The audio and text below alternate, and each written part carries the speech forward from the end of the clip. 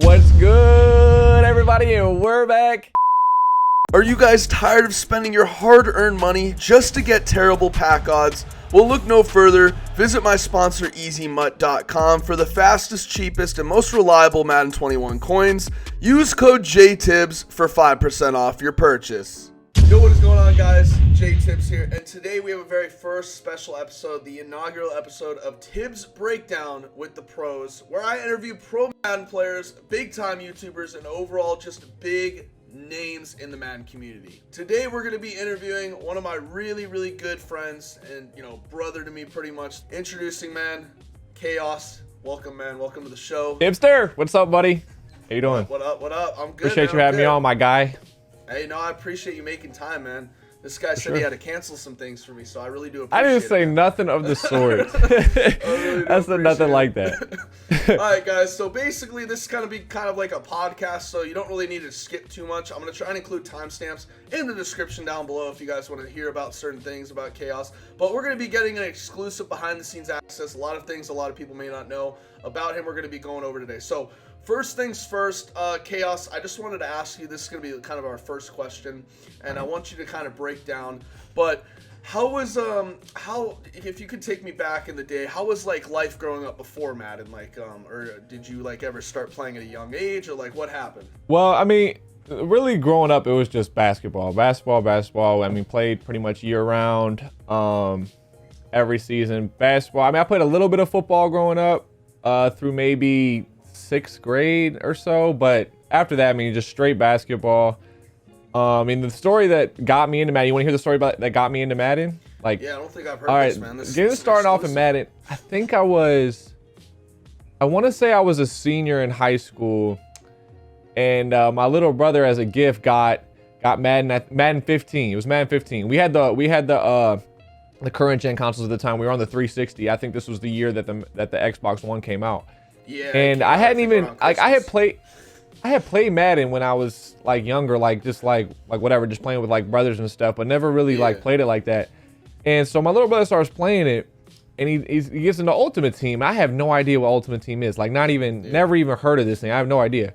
And I see him start like building this team with his cards, and I was like intrigued. I played like little card games when I was younger, like those were cool to me, like Yu-Gi-Oh stuff like that. That stuff was cool. And the card thing kind of like worked with me, so I was like, man, this is cool. So we started playing it together. I got on, started like building teams and stuff, and then slowly but surely, like, he became like a little bit less interested, and I started playing more and more and more, and then all of a sudden I was just playing all the time, grinding all my solos, playing online, and it was just so much fun, bro. And I just was a mutt, like just straight Ultimate Team. And then as the competitive scene kind of grew from 16 to 17, I just got bigger and bigger, the MCS. I started to grow like more interested in playing competitively and stuff, and just trying to like have my career be based around Madden, and so that interested me, and here we are today. So it's been a cool journey. Hey, man, that's a really cool story, because personally, when I first started playing Madden, I actually started playing NCAA football before that. I loved those series. I was really good. I'd finish top 100 every year. I just took a great amount of pride in that. To where my Twitter handle was actually NCAA Master. So basically, I've just always loved EA football games, and I still love them to this date. They're a lot of fun to play, and I mean, it's just like I wouldn't. The Road to Glory, Road to Glory. You play some Road to Glory? Ooh, Road to Glory. Oh, I played that. I played that for sure. Ultimate Team when it came out in 14 was fun, man. That was a fun year. But overall, I mean, personally, I can relate to that, because I mean, obviously, me and you grew up in the same area, so sports are huge. Like you're gonna play sports growing up, like. You're going to play a lot of, basketball, football, whatever the case may be. And I did the same thing as you. I played a lot more baseball, though, to be honest with you. I did play a lot of baseball growing up. So I didn't play much baseball. It's interesting because I grew up, if you guys don't know, me and K-Aus literally live in, pretty much same county, kind of. Like 20 minutes away. Yeah, 20 minutes away, pretty much. So basically, obviously, sports are a big part of our lives growing up, and it's funny because I played Yu-Gi-Oh! Too growing up. I mean, card games in elementary school during recess and stuff. That was fun. So that's really cool to hear. A lot of that stuff relates to a lot of our viewers, and just how you got into the game is really cool too. So personally, like I said, I appreciate you sharing that info with us. That's really cool. No doubt. Actually, little tidbit from that, the way that I got my name K-Aus was actually from my little brother. His name starts with a K too, and that was his gamer tag. So since my name starts with a K, be able to keep the K-Aus name, and that's actually how I got my name too. So same story, same time, all that stuff. So okay, nice. No, I thought it was K-Aus because obviously it's Auslander, so I was like, okay, K-Aus. Yeah, I had to start adding the dash so people that would pronounce it right. You weren't the only one, believe me. Yeah, because I was calling him that, and you were kind of brushing off. You're like, all right, whatever, Tibbs. Like, no, you can call me. Yeah, there was a point. I really just kind of any K-Aus. pronunciation that you wanted to do, I kind of live with. I got K-Aus, I got Cause, I got Cause, I got. Yeah, Cause. I got. That's what they call it was first. rare that someone actually said K-Aus until I started putting dashes and underscores. That's so. I know, and like I said, I think that's like a really cool name. And actually, getting into your name, this is going to be the second question I wanted to ask, and I think this will be a little bit more of the in depth, and this is what the viewers want to hear. But how did you get into competitive Madden, and how can you give us like a little synopsis of your career, like memorable moments, your most favorite moments, maybe your worst moments, stuff like that. Like, first off, how did you get into competitive Madden? All right, yeah. So the way I got into competitive Madden, really just so I started off with MUT, like I mentioned before, and then the MC that was right around the time. So Madden 15 was when I got into it. 16 was the start of the MCS, and it wasn't like really like big and official yet till 17. 17 is when they really announced their full circuit. But as that was growing, I was like, this is like. It was intriguing to me. I'm like, man, I could we could actually make a living off playing video games. So that was interesting to me. And I just started buying like lots of just tips and ebooks. I went to just lots of different places just trying to get better. Watched all the top players on Twitch because Twitch was just growing at that point too. It was like perfect. It was like the perfect timing because Twitch was growing. So like I was watching Problem. I was watching all these top competitive players just trying to learn from them. And that's like. I don't know what I guess it was just because I played sports growing up and like the competitive side of things just really intrigued me. So I really wanted to get into it. So that's how I got better, really, was just going watch all these top players, buying these ebooks. And then Madden 17 was like the first big year on the circuit. And I qualified for the tournaments, but I got literally first rounded in every single one. So that was the first year, but that was just me like starting to learn the game, you know? And you mentioned like big moments. Madden 18 was where like I probably had my biggest moment in Madden. As I said, I was continuing to grow on the competitive scene, trying to get better. And Madden 18 was where I feel like it really clicked for me. And I actually won my first tournament, my first major tournament. That was the Challenger in Philly, which qualified you for Burbank and actually got you to the live event. So that was my first big tournament. That's by far and away my best moment in Madden.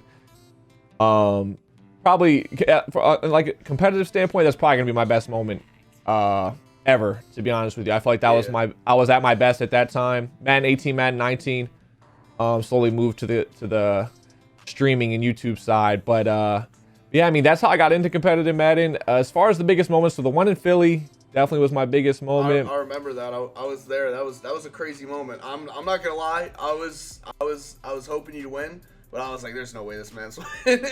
I was in the same boat as you. I mean, I'm going up against Serious Mo, one of the best players of all time. That Spoto game was very intriguing. Like, I was watching because I was trying to distract Spoto on that side. I was like, bro, he's going to lose. And then you, or actually, I think it was the Saya game, if I'm not mistaken. It was one of those games where something happened. I was like, geez, man, like he's about to be in the finals. Yeah, that was the side game. So actually, what people don't know about that tournament is since the last two games for me were on stream, the semifinals and then the finals. So against Saya and then against Mo. Every single game that I had outside of one, so I believe it was 5. I think it was 6 games total. 5 of the games literally came down to the final drive. Yep, I remember. I threw a touchdown on like 10 seconds left against Blocky. Yep. That's when I was going crazy. I have a picture of me screaming after that game. That was like the second round, and I'm giving high fives to everybody. I almost knocked over a monitor, just going wild.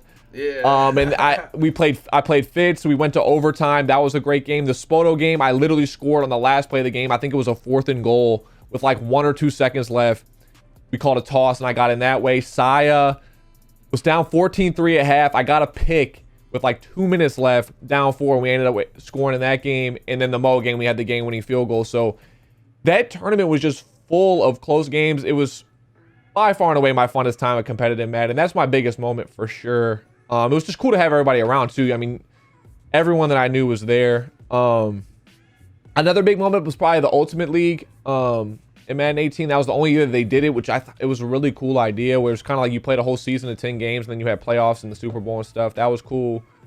Madden 19, going to the Pittsburgh club, actually like right by Heinz Field, was pretty cool. I mean, those are my biggest moments, I'd say, for competitive Madden, as far as just, yeah, those are probably my biggest ones. Okay. Yeah, I mean, personally, from personal experience, again, I do want to kind of relate that, just to give the viewers both perspectives. But I do remember that Philly tournament. That was a lot of fun. I actually had a lot of fun there. I remember I actually made it to the final 32 and I lost to AKG, and that was a wild game. I remember that game. I remember that game. Now you were really good at that time too. I remember you had like a really good blitz. I was given dime, and I had a glitch where you couldn't pancake it, so I was just doing that the whole game versus everyone. I remember I beat my group was kind of sweet. I think I had Spot me in it, and I ended up beating him in that group, and me and him both made it out. And R.I.P. Spot, man. I love that guy. That guy was such a very friendly guy. Very friendly. Yeah, he was the nicest guy you ever meet, man. I love that guy. That's what I'm saying, man. That guy was awesome, man. RP, pair of respects. But overall, I mean, that True boy as well, man. True boy as well, man. I mean, it's just two lost souls, man. I mean, all we can do is just honor them in the best way possible, respect their name, and just, play on it competitively as they would have wanted us to. But overall, I think that was my favorite tournament. I agree with you. I had a lot of fun. Also, I remember the Pittsburgh Steelers one. I was there. I remember. I forgot you were at that. I forgot you were there. Because I went to school outside Pittsburgh. Yeah. I forgot you came up. I bet, bro. Put me on the list. I got there, and like, I had to play my club games that night too. So I'm watching. And like when that happened with Deliverance, I was like, oh fuck! Like I'm not gonna lie to you, man. After that game, for those of you who don't know, I gave up a kickoff return with like 10 seconds left in the game to lose that one. I kicked deep because I was only up 2, so I didn't want to give him a chance at the field goal. But I'm not gonna lie, I went to the back where the players like stay when you're not playing. And I cried after that one, man. That was a tough one. It was a tough one. It was cool though. I mean, I'm a Steelers fan, so being like right outside of Heinz Field, that was cool. But I mean, you're literally right outside Heinz Field. I mean, the venue was awesome. It was right near that Jerome Bettis and they had a game that night too. So I remember leaving. Traffic was wild. Yep, I remember having to leave, man. It was hard because they were playing the Panthers, I think, that night. It was a big game, and like it was just impossible. There were so many tailgates, so many like blockade, like it was just cars everywhere. Crazy. Yeah. But, I mean, that was a very like the way EA does their live venues. Like once Corona's over, like those are a lot of fun. Like we had the crowd in there too. It's awesome. It was awesome. Yeah. That was a really cool experience. The crowds are fake. Like these are like real crowds coming to these things. Like these people are like coming in, they're interested, they're watching the games, they're getting into it. It's a cool experience. Like, that was awesome. It's cool. But I mean, that's great, man. I appreciate you sharing those moments. I mean, yeah, personally, me, the most memorable one, I remember where I was at was obviously Philly. But yeah, I mean, and that kind of leads us into our next question. I mean, how did you get into the content creation side? Because I know, obviously, before then, you were streaming. I remember you were streaming in your college dorm. I remember that. That's when I first started watching you stream. Because I didn't know you streamed at the time. I thought you just played comp, and you told me, and I was like, all right, I'm going to have to check it out.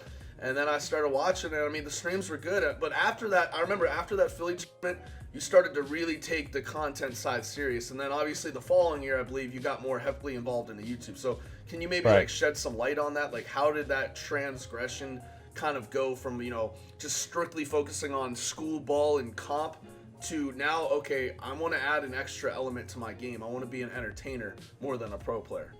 Right, yeah. So, basically, I actually kind of started on Twitch first before I even really, was playing super competitively. In Madden 17, if you remember, you could qualify for the tournaments on salary cap or draft champs, no matter which tournament it was. So the first tournament was draft champs for that year, and which is MUT drafts now, but it was draft champions back then. But and I was playing on salary cap. So most of the top players are playing on draft champs because that's what the mode's on. You want to get practice on that mode. I wasn't really I had just started with competitive. I didn't really realize that that's probably the smartest, the best thing to do. So I'm playing on salary cap and I'm ranked really high because most of the top players are over on MUT drafts or draft champions. So one of my friends in the Madden community told me, was like, hey, you should probably start streaming. You're ranked really high. You can put that in the title and kind of grow that way. So I put it in the title and I actually kind of grew a little bit. I was getting 10 to 15 viewers or so. Slowly just streaming a lot, trying to grow that way.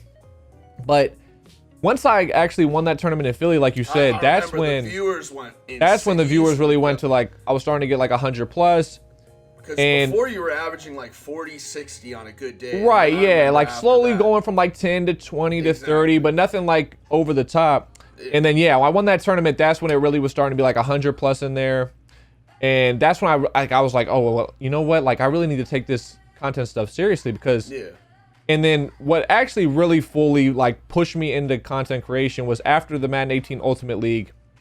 I was like, honestly, it's just so hard to continue to win at a competitive level year after year after year. So the ones that do it, like Skimbo and Problem, like those guys that won consistently. I mean, Kiv, Dream, those guys that win consistently year after year after year. And I mean, there's a lot of them. I'm missing names, and it's just not easy to do. So I'm like, well, you can kind of rely on content creation a little bit more. So if I could stay in the competitive level some, but then also go to that YouTube and do Twitch, that's where I could really take off. So Madden 19 comes around. Madden 19 at the beginning of the year was actually probably one of my best times for Madden as far as the competitive level. So that's when I really just, you know what? People were watching me on Twitch. My viewers were growing. I was like, I'm going to try to take my Twitch following and push them over to YouTube and grow YouTube. So I started doing YouTube then. And I just, you know, I was doing tips. I was doing gameplays, just trying to grow as much as I could. And that's really what kind of pushed me over the top in it, because I was able to take the competitive community growth that I had on Twitch from doing well and competitively and then transfer that to YouTube. And then slowly but surely my focus kind of started going away from competitive into that content creation side. And now I'm at the point where I try for competitive, I try for clubs this year, and I was pretty close. I mean, my main focus is YouTube, and then Twitch is secondary. I just feel like those are things I can rely on more, because you can literally be the best player in the world in Madden, and you could lose that one game, and you're out. That's all there is to it. You could lose one game, and you're out. You're done. Experience, like you can talk the talk. Like I could say that, but I've never qualified for really anything in the MCS level, like, you know, online obviously. But you personally can say that because it happened to you. Like I remember after that Steelers loss, and I'm like, bro, this dude is easily the best passer in the game, and he just lost. Like no one's gonna know. At the time, I really felt like I thought I was better then than I was in Madden 18. That Madden 19 time. And I lost, which happens. Like, that was cool. I lost the game, but really my season was kind of over at that point. So, like, because MUT Drafts is completely different than what salary cap was. So I wasn't going to be able to play in salary cap anymore, pretty much, unless I did really well on MUT Drafts. So, and then, but if you have one or two bad YouTube videos, like, you just make another YouTube video. You know what I mean? Like, and that makes it sound simple. That makes it sound simple.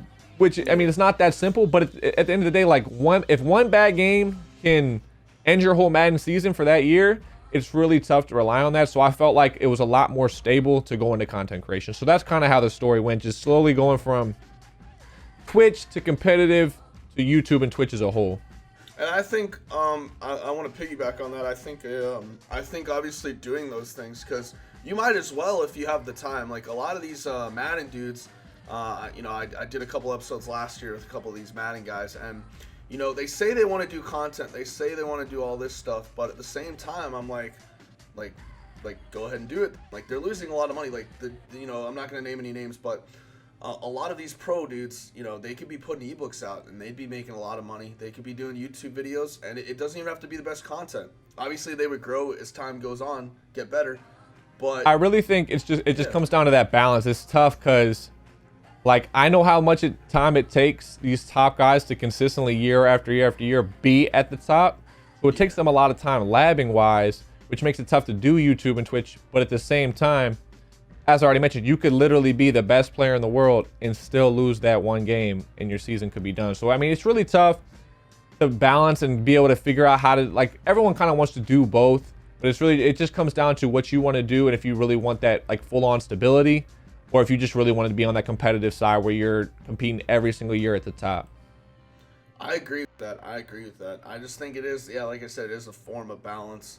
But, you know, overall, just taking advantage of your name, taking advantage of your brand. You know, obviously, I want to throw, you know, obviously, just a quick little example. Civil, he's a comp guy. Perfect he example. Never really streamed or did anything, if he streamed, it'd be money games. That's it. Now no one looks at him as a pro anymore. Obviously, he still is, but you're going to look at him as a content creator. He's very entertaining. His videos are good. His streams are very entertaining.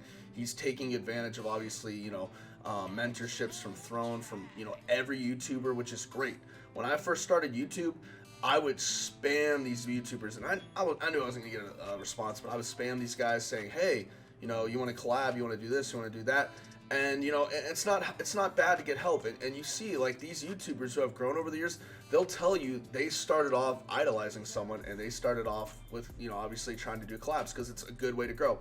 So personally, I think growing your brand is a very, very good thing to do, because you can do it as a comp player and as a content creator. Like I said, Civil, for example, obviously, K-Aus obviously did a great job of it. He's still doing an awesome job. So don't try to focus on, no worries. Don't try to focus on like 100% of something. Try to even it out. See if you could blend it together. Because personally, this is just my personal opinion, I think YouTube and streaming, obviously, and I think this is what a lot of people would say, are more reliable. Because like, K-Aus just mentioned, you could have one bad game. Not even a bad game. You could have something bad happen, something unlucky happen in the game. And it's out of your control. And that's the unfortunate part. And your season's over competitively wise. Right. So, I mean, I think it's very important to, express both avenues. So I appreciate you sharing that, K-Aus. I'm sure the viewers obviously, appreciated that as well. Just kind of to get an inside glimpse of how the career's gone and how it's going. So, which leads me kind of, to my last question.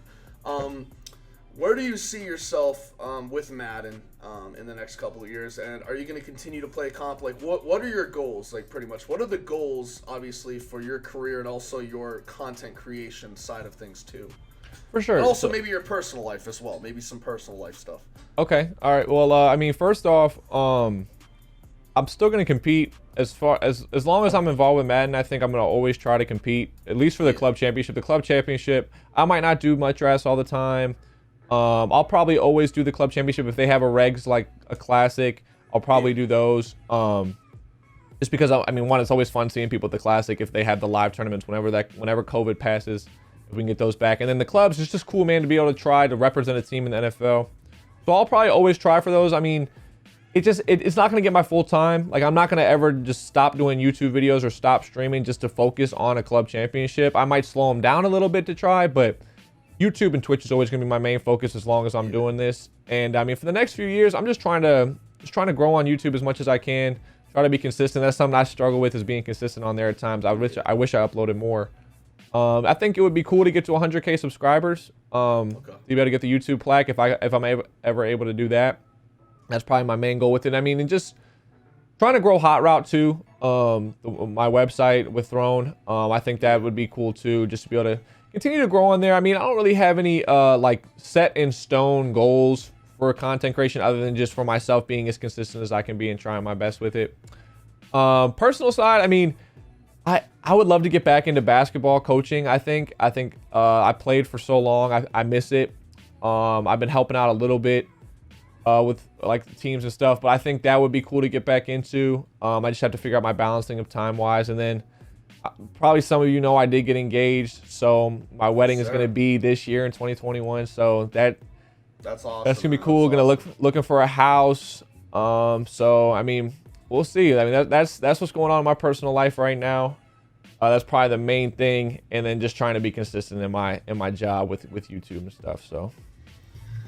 No, I like I said, I appreciate that, man. I think like I said, you are a perfect example of, obviously what some of these pro guys maybe try and obviously do with content wise. Because like I said, you understood, hey, if I can get content going, maybe I can open up an extra stream of revenue. I can open up an extra stream to my brand as well, help it, pretty much grow it. Because to be honest, competitive's big, but a lot of these kids are watching these YouTubers. They love these YouTubers. They love watching their favorite YouTubers dominate. And I think it's cool. I think it's cool because I consider you and Throne head runners of this. Well, iMaverick kind of did it back in the day, but you guys are kind of like the newer generation. But in terms of comp and entertainment, not many people weren't used to seeing comp with entertainment. They were used to seeing their favorite YouTubers try out cards, and maybe they're okay, maybe they're not. You know what I mean? The MMGs of the world. They're not really putting time into the competitive side to try to get better at the game. They're really just focused on the entertainment side, which they do a great job of. Yeah, but there's not a ton out there. But it's growing. I mean, like guys like Civil, you already mentioned, are like people that are on the competitive side, but also are going to that entertainment side. And just a piece of advice for viewers out there that want to try to get into content creation. This is something I see all the time. Is people trying to grow on Twitch, which is great. I mean, people put in a lot of hours on Twitch, but the best way, in my opinion, to grow is to try to grow on YouTube and then take those viewers that you get over to Twitch. I feel like it's a lot harder to grow on Twitch with the way the algorithm works. If you're just starting out and people don't know you yet, you're usually just going to be buried in the view log. Like, you're just going to have like a couple of viewers and you're just going to be at the bottom, which is not a problem. I mean, you're just starting out, right? That's not an issue. But the thing is, with YouTube's algorithm, you're able to create videos and grow, I feel like, a lot faster. You could have like 10 subscribers, make a banger video, and get 100,000 views. Yes, yes. Starting out is a lot easier on YouTube. If you create a big time video, like you said, you can get 1,000 views, even though you only have 15 subscribers. And then once you get those big videos, you start to grow a little bit. Now you have a consistent fan base. And then you say, hey, to your consistent fan base that's been watching you on YouTube, all these videos, I'm going to be streaming on Twitch now. And now instead of starting off on Twitch with a couple of viewers, and you're just grinding a lot of hours on that, you probably have 30 to 40 to 50 viewers just taken from your YouTube. So that's my piece of advice to anyone out there that's trying to grow content. I feel like that's probably the best way to do it. Another way, of course, would be like to make a live event in competitive Madden, and just like start saying, hey, I stream, or hey, I do YouTube. That's the way to do it as well. But if you're starting off from scratch, that's my best advice to you. So anyone that's out there trying to do it, good luck to you. That's what I recommend.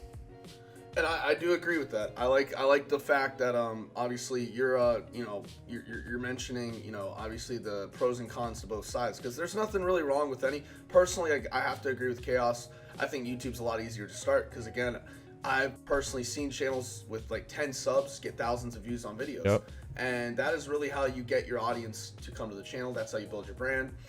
And, I mean, just like I said, you're a perfect example of that. Same thing with Throne. Throne wasn't growing too much back in the day, and then he started doing those trash talk series with Siwoo. That's what really got him on the map. Those things were bangers. I mean, I remember I was logged in, or my friend was on his on YouTube, and it just popped up out of nowhere. It had like 200,000 views because he watched some Madden videos. I'm like, that's cool. Like, you're not even subbed to him, and that's popping up. Like, that's pretty Madden dope. 20 in real life, Madden 19 in real life. Exactly. Those are big time.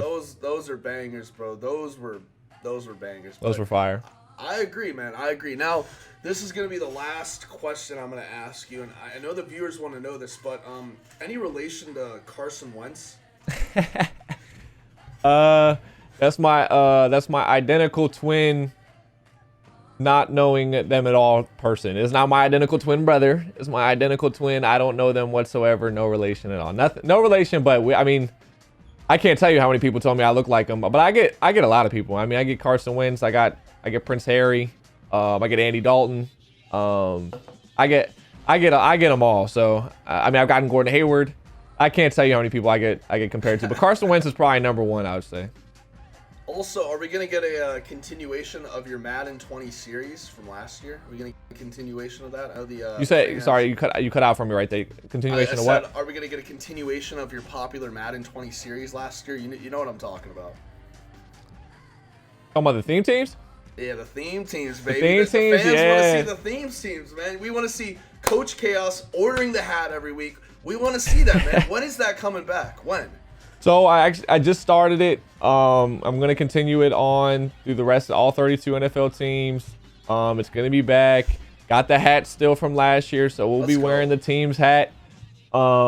Changing our background color, doing the whole thing. I'm excited to do it again. And I actually have a theme team little series planned for Madden 22. Not gonna talk about it here yet, but I actually got something planned for it. So definitely gonna still be doing the theme teams. Definitely gonna still be a part of the channel. So yeah, guys, K-Aus, ladies and gentlemen, I appreciate him coming on the show. We've been kind of delaying this for a couple of days just because we've had conflicting schedules, but I really do appreciate you making time, man. I know you got some other stuff you got to do, but I really do appreciate you taking an hour out of your day to get on the show, just talk with us, just let fans know like personal stuff about how you got into YouTube, how you got into Madden, just stuff like that. K-Aus, I do appreciate you being on the show, man. You got anybody you want to shout out, anything you want to tease, anything, or anybody you want to maybe give a quick shout out to? No, just, I mean, hey, hit the sub on my guy Tibbster. Show him some love. And I appreciate you having me on, buddy. Hey, brother, I appreciate it, man. Well, this has been our first Tibbs breakdown with the pros. I appreciate you guys tuning in. Our next guest is going to be another big YouTuber comp player. I appreciate you guys tuning in. Guys, this is JTibbs signing off. And as always, peace.